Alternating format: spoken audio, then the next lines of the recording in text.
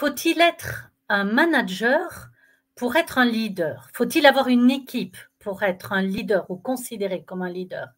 C'est bien là une question qui très souvent me parvient par les différentes personnes que je rencontre.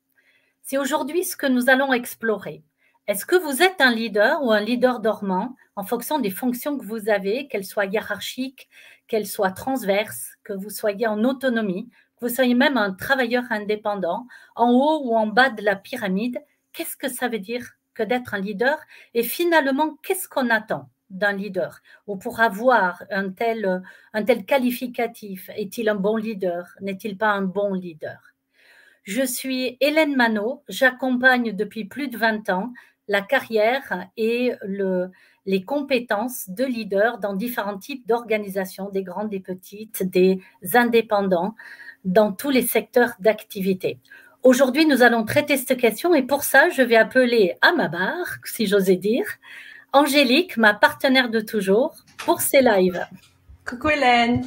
Alors, rentrons dans le vif du sujet. Comment est-ce que toi, tu définis qu'est-ce qu'un leader?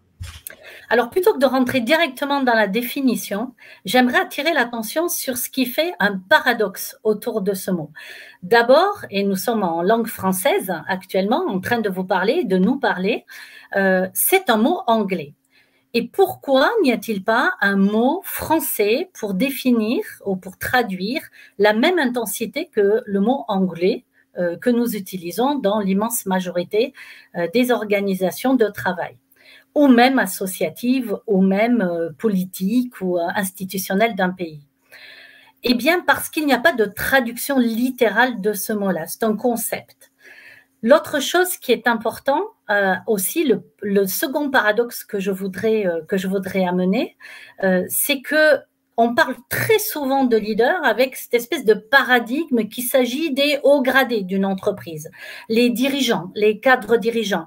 Mais aussi, finalement, le joli paradoxe que je trouve, c'est qu'on parle de team leader, les leaders d'équipe, qui sont complètement à la base, à la racine de l'entreprise, qui sont le premier niveau finalement d'encadrement, de motivation, de motivateur, d'embarquement des équipes. Donc, voilà deux paradoxes. Premièrement, un mot qui n'existe pas en traduction française, quand on le cherche sur certains traducteurs très connus, on trouve chef, on trouve directeur, on trouve commandant, on trouve patron, mais on ne trouve pas ce concept finalement d'embarquement des hommes. On trouve manager, qui est aussi un mot anglais, mais qui ne définit pas exactement le mot leadership. Donc, quand on définit le mot leader, un, on emploie un mot anglais, et deux, on parle finalement d'une immense variété de statuts, de positions dans l'entreprise, de grandes et de petites entreprises et de rôles à l'intérieur. Et finalement, c'est quoi le point commun? Le fil conducteur. Le fil conducteur, c'est vraiment dans la racine étymologique de leader, c'est-à-dire le lead. Le lead, c'est la conduite, l'embarquement, l'énergie qui va être déployée pour finalement faire avancer des groupes d'hommes et de femmes, des groupes humains vers les objectifs qui nous sont donnés.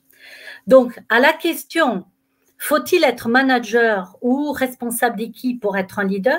Eh bien, je dis non. Surtout dans les organisations très complexes aujourd'hui, où nous avons de plus en plus de transversalité qui se crée, des silos qui se mettent à coopérer ensemble par petits bouts pour pouvoir aller optimiser les ressources et les compétences, les mettre en fusion, les mettre en conjonction pour aller créer de la performance, de l'expertise à associer, à combiner pour défier les statu quo et toujours trouver plus de niches, plus de performance.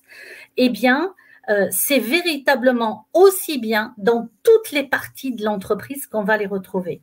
Aussi bien des personnes qui sont en responsabilité d'équipe, qui ont ce rôle, c'est finalement plus un rôle qu'un statut, ce rôle de leader des hommes. Alors là, je dirais que c'est effectivement la façon la plus traditionnelle d'aller le trouver, mais aussi les rôles transverses, comme ce client que j'avais et que vous pouvez retrouver d'ailleurs dans les vidéos témoignages, qui est un expert complètement transverse à plein de projets, à différents projets pour aller optimiser véritablement, via son expertise, la performance des projets, en tout cas via ses leviers à lui.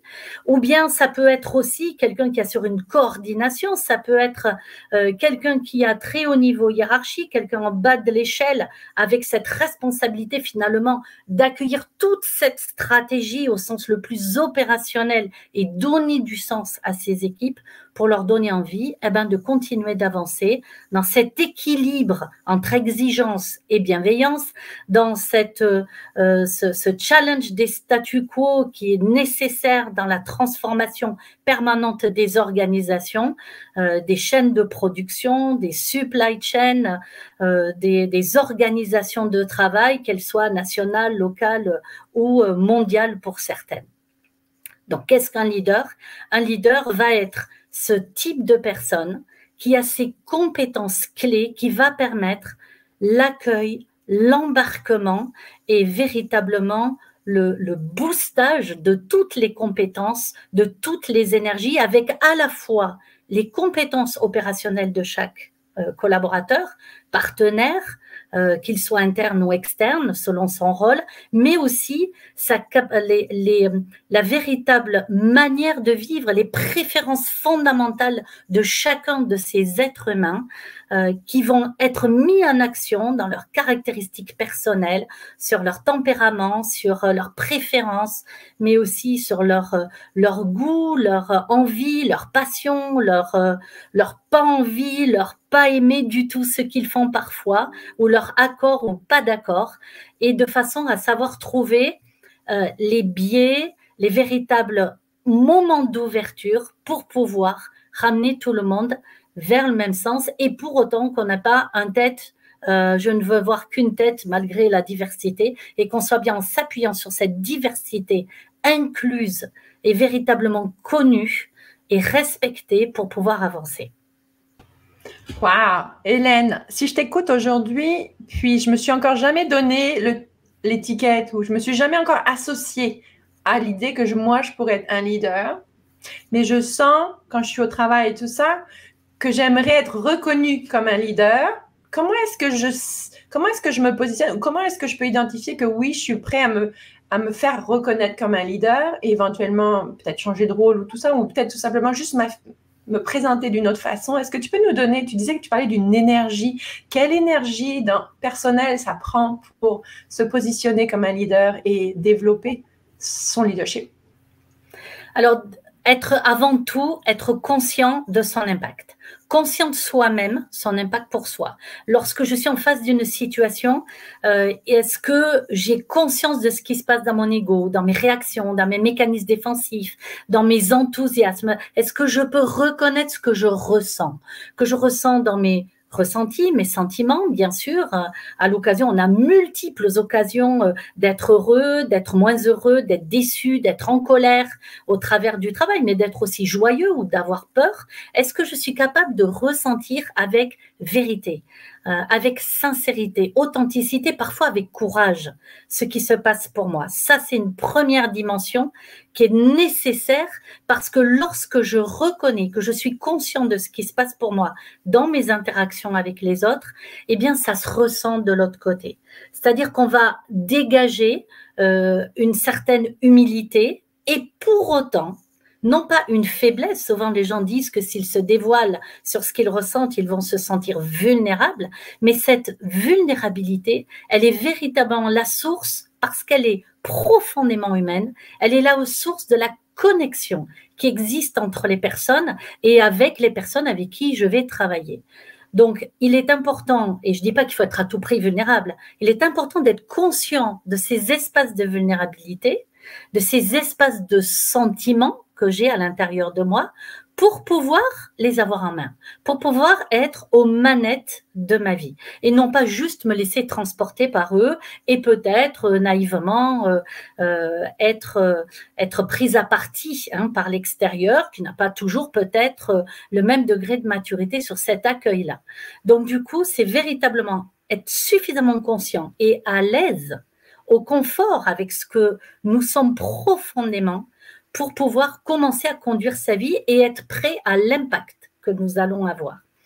Et puis, il y a cette conscience de l'impact que nous avons sur les gens.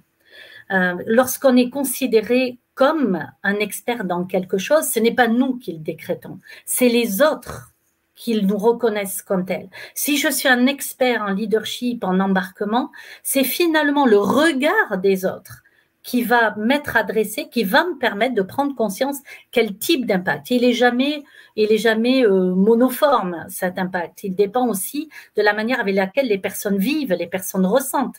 Et nous avons tous des préférences différentes sur un style de leadership ou l'autre, un style de comportement ou l'autre, un degré d'ouverture plus ou moins grand, un degré d'engagement plus ou moins grand. Ok, merci pour la clarification. J'en profite pour mettre en bas ton invitation. Oups, j'ai fait une faute, je vais l'enlever, refaire. Parle-nous de ton invitation.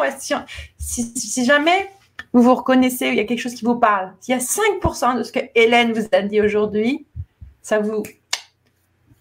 tu leur proposes cette invitation du 24 novembre, du 14. Non, du 14 décembre.